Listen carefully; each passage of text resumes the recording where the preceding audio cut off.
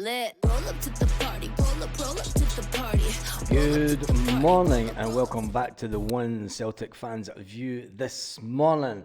Yep, it's one day closer to the weekend and it's one day closer to the cup final. It's something that we really need to start getting excited about. And will Celtic have any hangover from the European exploits of Tuesday? I don't think so.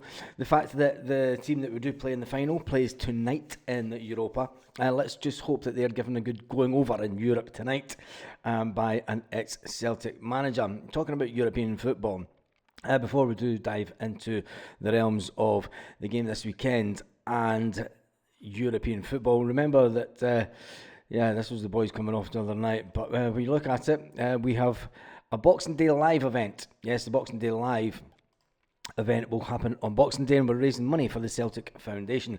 We have raised a massive amount of money for the Celtic Foundation already, and this is what the thumbnail will look like on the day. But as it stands, we've raised over £1,065, which is just a fantastic amount of money that we have raised already for the Celtic Foundation. So every little penny is more than welcome. So if you can donate £2, donate £2. But don't feel pressured into donating. And if you want to donate on the day, that'll be even better. Anyway, let's get into some Celtic news this morning. When we look at it, Callum McGregor has been talking to the media after the game the other night. And he spoke about over the past decade and the inconsistency. When you look at it this season, we need to talk up this season because we've went 4 games unbeaten in the Champions League, which is absolutely phenomenal at this level. It is phenomenal, and we need to see how much the players have grown this season, and the expectations with that then rises. I think the expectation when we went into the Dortmund game at the beginning, especially at the beginning of the campaign, was a bit unrealistic due to the fact that we were playing absolutely tremendous in the league. We were playing fantastic football, and we hadn't really had any slip-ups. But then Dortmund was a kind of bring us back down to earth, and ever since then it's been a case of, when it comes to the Champions League, it's the same as the league position, take one game at a time. But Callum McGregor has been speaking to the Glasgow Times, and he said obviously we've had some good spells in Europe over the years. So you look at Gordon's team, you look at Lenny's team, they got through to the last 16. I said it's been up and down since I've been here. I've had some good results and then some not good results. It says, but probably the golf and finances. Oh, don't say that in Scottish football, because that just gets all the other teams in Scotland going, you talking about finance? But they don't complain about it when they all received €1 million from UEFA this season due to the fact of Celtic's participation in the Champions League. They weren't moaning about that, do they? But they do complain about the golf in Scottish football. Yes, there is a golf and there's a gap, and it's about this size, as Rangers will know. And the one thing that we can do, says Callum McGregor, is to play the right way and try to learn and develop to become a top team again. And in Europe, it takes time. We've had some good nights this season so far, and we've had some not so good nights over the years. But we seem to have a group now that are relatively comfortable at this level. We can try and push and maximise what we've got. We have the opportunity that we've got. The Celtic captain did go on about the fact that we are still in the Champions League just now, and we still have a couple of games in the new year to progress to the knockout stages for the first time in over a decade. We really need to beat young boys, don't we? But anyway, and then going on to the final game, and it has been predicted. There's a predictor on Twitter who looks at the stats and everything to do with European football. And when you look at the teams, Celtic, due to the fact that we're not going to finish, it doesn't look like we'll finish in 16th or above, so Celtic will not be seeded. So this is the type of teams that we will get, and you've got to say we're going to get these 2 games and that's going to be it. I can't see us qualifying, to be honest. We've got Borussia Dortmund, Bayern Munich, Atletico Madrid, AC Milan, Atalanta, Juventus, Benfica and currently Monaco.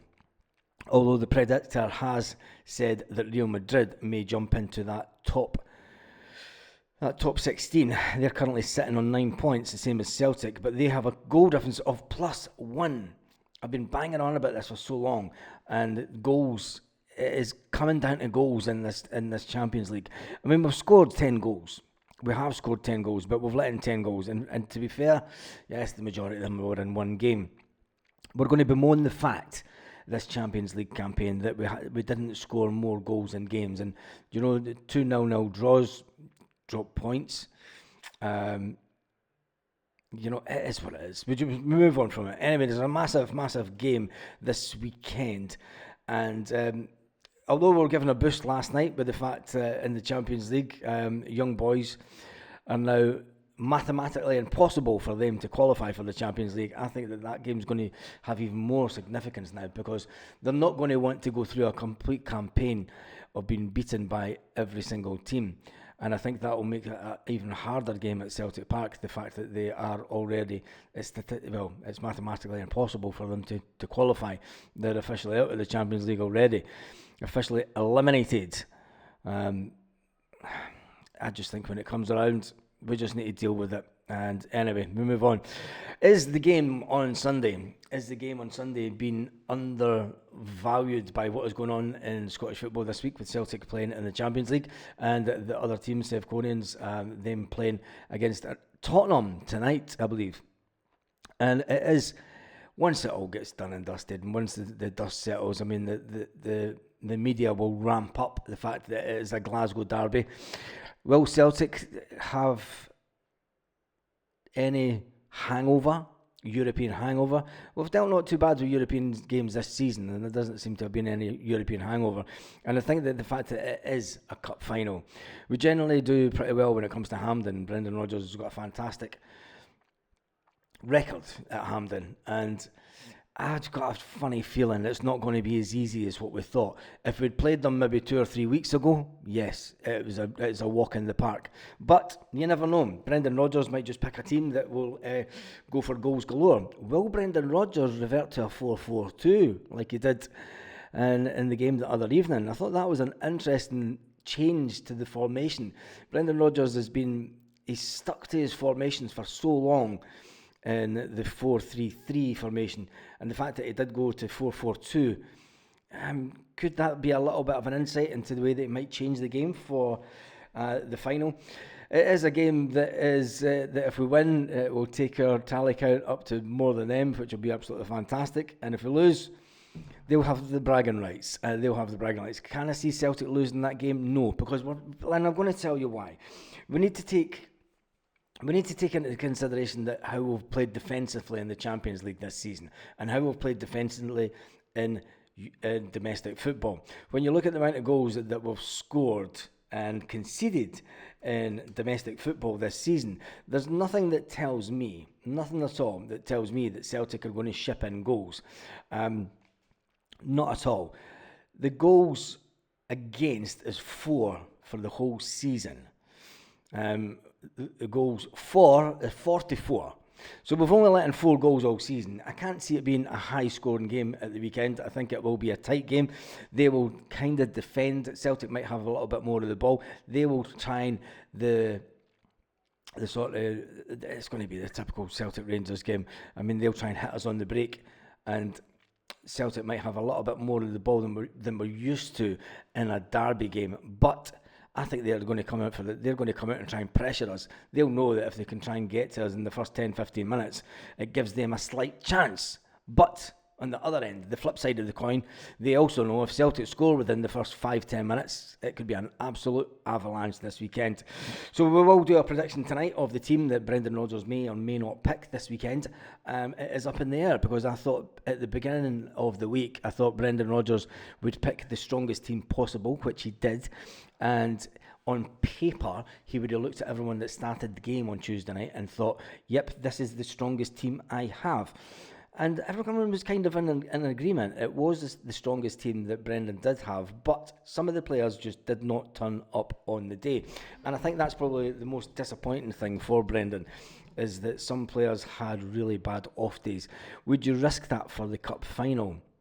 Would you start the same players in the cup final? It's all questions that Brendan Rodgers will be asked. He'll obviously be asked a lot of other questions about players that are not in contract, hopefully, at the end of this season, and what is happening with contract talks, because let's face it, we are only a couple of weeks away from when players can talk to absolute anybody. There is a couple of players that will be sold and moved on. Obviously, Alexandro Bernabe, who's doing absolutely fantastic down in South America, will be moved on. It's been said that Celtic have reduced their asking price to around about €5 million, which gets us back the money that we kind of paid for him. I didn't see how we could honestly try and get £8 million for a player that we put out on loan. Because he wasn't good enough to be at Celtic, but that's maybe just all media hype. I don't think anyone at Celtic actually came out and said that we do want £8 million for Alexandro Bernabe. And then there's the Lewis Palmer question. Lewis Palmer is a player that's been urged by the Honduran FA to either try and get more time at Celtic, or maybe it's time for you to move on, son, because you're not getting game time there, and you're absolutely a fantastic and important player for us at international level. It's one of those strange moments in football where you get a player that comes to Celtic and it just doesn't click for him, and then as soon as he leaves, he becomes absolutely unbelievable. There was a goalkeeper that happened to just a few seasons ago, wasn't there? Anyway, on that note, make sure you join us for the live tonight. It will be an earlier live tonight due to the fact that there's a football game starts when I usually do the lives at 8 o'clock Celtic part time. So keep an eye out on the channel. We'll do the live roughly around about 4:30 Celtic part time. So just keep an eye out on the channel for that. And on that note, that's just a short one this morning. Have a fantastic day, Celtic fan. And give me your team prediction in the comment section that you think that Brendan might line up with for the weekend. And then in tonight's video, we'll talk about maybe even score predictions. This afternoon's video, should I say. Anyway, on that note, have an absolutely fantastic day, Celtic fans, all around the world.